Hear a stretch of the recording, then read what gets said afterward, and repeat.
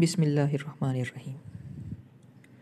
آج ہم اردو کے ایک بہت بڑے مزاح نگار احمد شاہ پطرس بخاری صاحب کے متعلق کچھ بات کریں گے، ان کے فن پر تبصرہ بھی کریں گے اور ان کی مزاح نگاری کی کیا خصوصیات ہیں وہ بھی بڑی تفصیل سے بیان کریں گے۔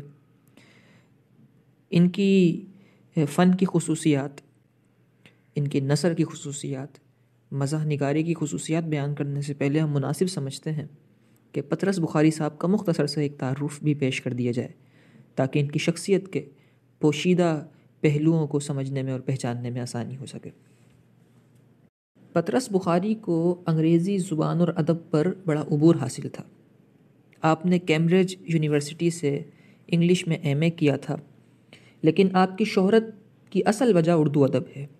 آپ کو انگریزی ادب میں ماسٹرز کی ڈگری کے حوالے سے کوئی نہیں جانتا، بس اتنا ہے کہ آپ نے یہ ڈگری حاصل کی، لیکن اصل آپ کی جو وجہ شہرت بنی وہ آپ کی اردو ادب اور اردو زبان بنی۔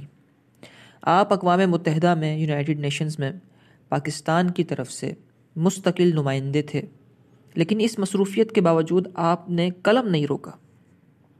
آپ کی تحریر کا میدان صرف طنز و مزاح ہی ہے۔ اسی زاویے میں اور اسی رخ پہ آپ نے مضامین لکھے ہیں، تحریرات لکھی ہیں۔ پطرس بخاری کا جو مزاح نگاری کا انداز ہے بڑی حد تک مغربی ہے، کیونکہ آپ نے مغرب کے لٹریچر کا بڑا گہرا مطالعہ کیا تھا، تو آپ کی جو قلم کاری ہے، آپ کی جو لکھنے کا فن ہے، اس کے اندر مغرب کے عناصر بڑے شامل ہو چکے ہیں۔ بعض مضامین میں تو پس منظر بھی مغرب کا ہی ملتا ہے۔ یوں لگتا ہے کہ آپ نے مغرب کے پس منظر کو لے کر اسے مشرق کے اندر بدلنے کی، مشرق کے قالب میں ڈھالنے کی آپ نے کوشش کی ہے۔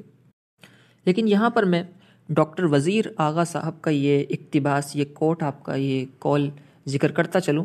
کہتے ہیں کہ پطرس کے چند مضامین کو چھوڑ کر بقیہ تمام مضامین کا پس منظر مقامی ہی ہے۔ یعنی مراد یہ ہے کہ یہ کہنا چاہتے ہیں کہ مغربی پس منظر نہیں ہے، بلکہ چند کو چھوڑ کر بقیہ سب میں مقامی پس منظر ہے۔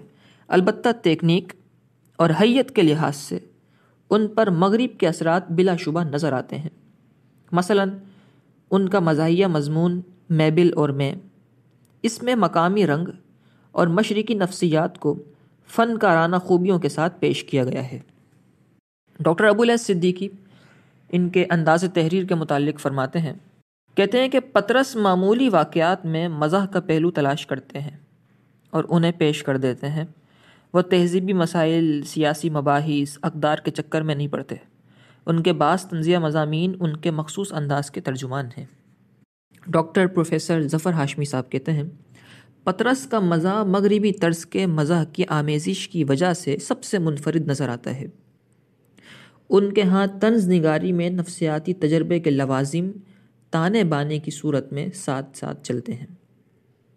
ڈاکٹر وزیر آغا کہتے ہیں کہ پطرس کی بنیادی تعلیم انگریزی میں تھی، اس لیے وہ انگریزی ادب سے بڑی حد تک شناسا تھے۔ اسی وجہ سے مغربی طنز و مزاح کو سمجھنے کی پوری صلاحیت رکھتے تھے، اور اس صلاحیت کو بروئے کار لاتے ہوئے انہوں نے مغربی طنز و مزاح کی جو اچھی چیزیں تھیں وہ اردو میں منتقل کرنے کی اتنی حد تک کوشش کی کہ وہ بہت حد تک کامیاب ہو گئے۔ ان کے مشہور مضامین کے نام یہاں میں ذکر کرتا چلوں، جو کہ تمام کے تمام مضامین پطرس کے مضامین کے نام سے ان کا مجموعہ شائع ہوتا ہے۔ بڑی مختصر سی کتاب ہے، چھوٹی سی کتاب ہے، چند مضامین لکھے ہیں، اور آپ اگر وہ پطرس کے مضامین کتاب اٹھا لیں تو آپ سمجھیں گے تو چند صفحات ہی ہیں، لیکن وہ چند صفحات لوگوں کی بڑی بڑی کئی ضخیم جلدوں پر بھاری ہیں۔ اتنا خوبصورت انداز سے آپ نے وہاں پہ لکھا ہے۔ تو ان کے چند مشہور مضامین کے نام میں یہاں ذکر کر دوں، عنوانات ذکر کر دوں۔ ان کا سب سے پہلا ہے لاہور کا جغرافیہ، دوسرا ہے کتے، تیسرا ہے میبل اور میں، چوتھا ہے سویرے جو کل آنکھ میری کھلی، پانچواں ہے ہاسٹل میں پڑھنا، چھٹا ہے مرید پور کے پیر، ساتواں ہے مرزا کی بائی سائیکل، آٹھواں ہے انجام بخیر، اور نواں ہے میں ایک میاں ہوں، میں ایک میاں ہوں، وغیرہ وغیرہ۔ اس کے علاوہ بھی چند آپ نے لکھے، لیکن یہ ہمارے یہاں پہ 9 کافی ہیں لکھنے کے لیے۔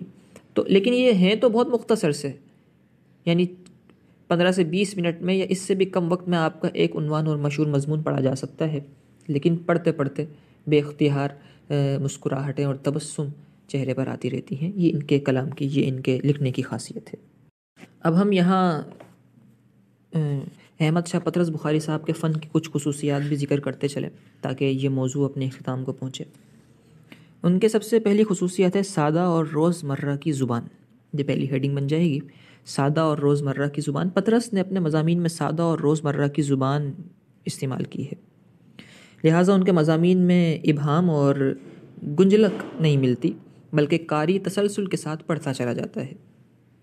دوسری خصوصیت ہے ان کی مغربی اثرات، جس کا ہم بڑی تفصیل کے ساتھ پہلے بھی ذکر کر چکے ہیں.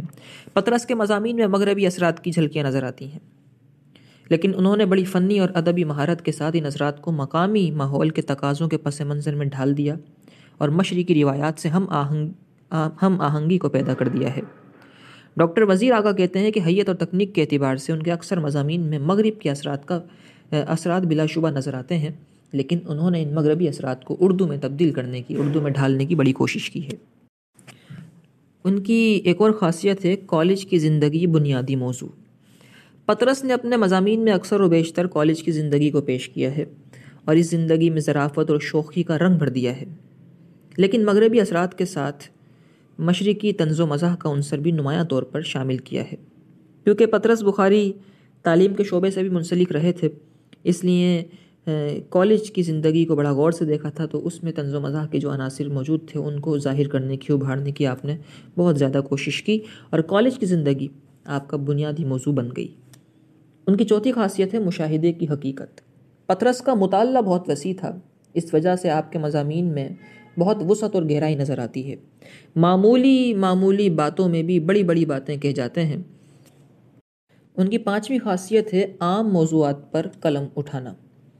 انہوں نے روزمرہ کی سادی زندگی کے موضوعات پر اپنی ظرافت نگاری کے پھول کھلائے ہیں جنہیں پڑھ کر بے ساختہ ہنسی آنے لگتی ہے. مثلاً مرزا کی بائی سائیکل، کتے، میں ایک میاں ہوں وغیرہ جو ان کے موضوعات ہیں. ڈاکٹر وزیر آغا کہتے ہیں کہ پطرس اردو نثر میں خالص مزاح کے سب سے بڑے علمدار تھے.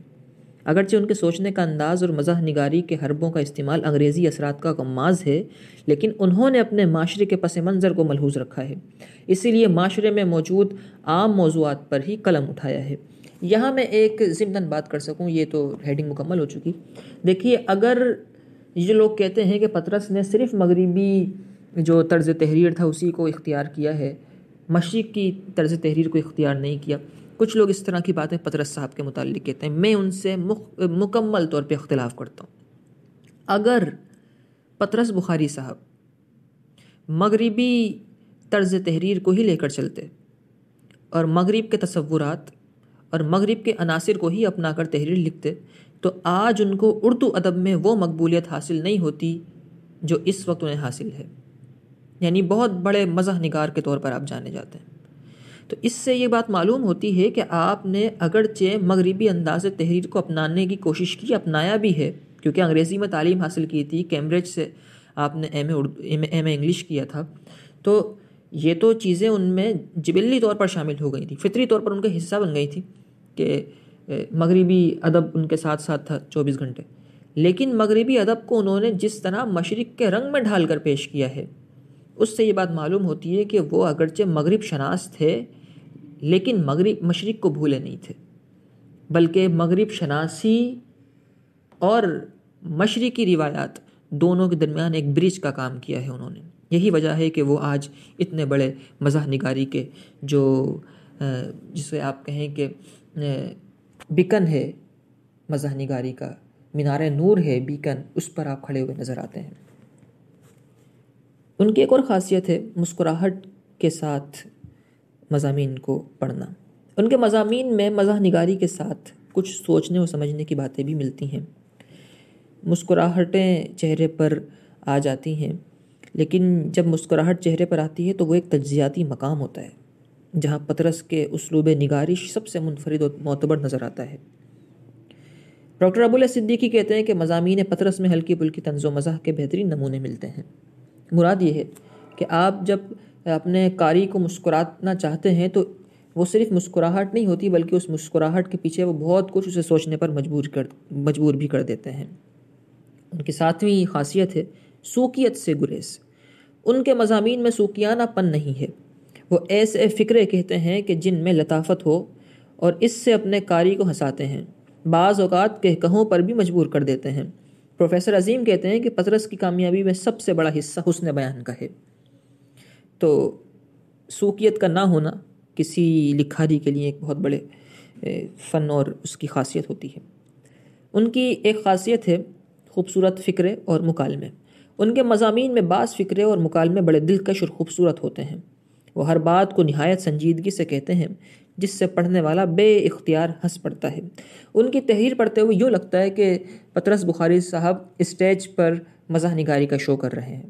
جیسے اسٹیج شو میں مزاح نگار خود نہیں ہنستا بلکہ اس طرح کی کرتا اور اس طرح کے جملے اور کام کرتا ہے کہ عوام ہنسنا شروع کر دیتی ہے۔